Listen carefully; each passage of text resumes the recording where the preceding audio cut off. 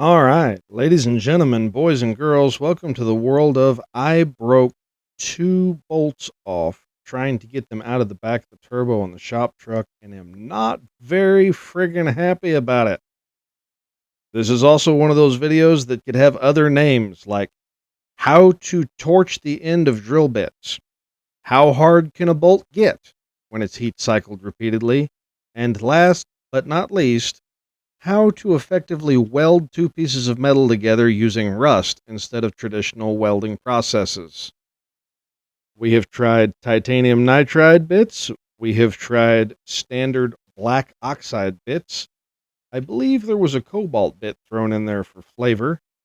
I have used engine assembly lube as cutting lube because it's real good stuff made by the Lucas Company.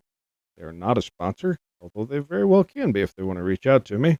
And this stuff is just super hard. And I try not to post videos where I fail at stuff, but this is definitely a video where I fail at stuff.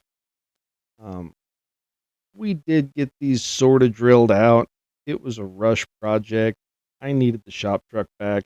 It wasn't something I was going to be able to just go, well, let's just do this for the moment. It pretty much had to be done and back together that day. As such, kept after it and made some divots and let the ended up having some issues there. You can see the one that's on the right hand side has started to wander, W-A-N-D.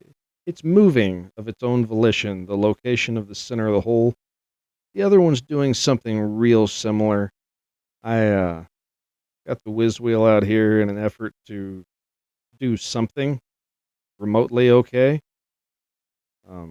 As you can see, the turbo should have, yes, I know the keyboard warriors are going to come at me and go, you should have put something in there to keep the metal out of the veins of the turbo. You're right, I should have. I didn't. Um, Again, big hurry. My machine, not a customer machine, my machine. We're all just going to have to hold hands and get over it. Maybe we can sing Kumbaya later. Now, I want to be clear. These bolt holes wandered off, and I ended up just kind of clearancing the housing. I ground out a little bit in order to get 5 bolts in there.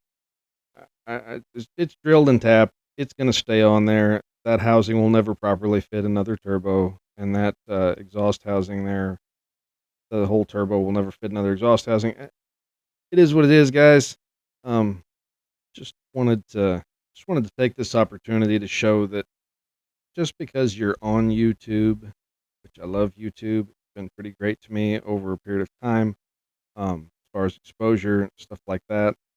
Just because you're on it and you're like me and you're trying real hard to fix stuff and just kind of document the stuff I do. Maybe somebody will learn something. Maybe I'll learn something. Not everything we do turns out right. Not everything turns out wonderful. I will say most of the stuff I do turns out drivable. But again, if this was a customer machine, there would be a whole different process. Probably contact the local machine shop if I couldn't get it off. Just stop at that point, have him mill out with an actual end mill, and just get those out and re-drilled properly. Possibly even take the turbine, the exhaust housing, everything, the shaft, all of it out of it, and completely rebuild the turbo. Or even, if it's got a bunch of miles on it, like this one's the factory one, maybe it's time we see if the customer's wanting to upgrade. But none of that happened. It's my machine. The only thing I'm going to upgrade on this is I'll probably stick one of those El Cheapo supposedly neutral balanced wicked wheels on it. And as you can see, that is a very, very hot. This last section being played in real time. You can see the smoke coming off at a pretty good rate of speed. There's also like 112 out. So probably just just the sun. But again, I want to be clear.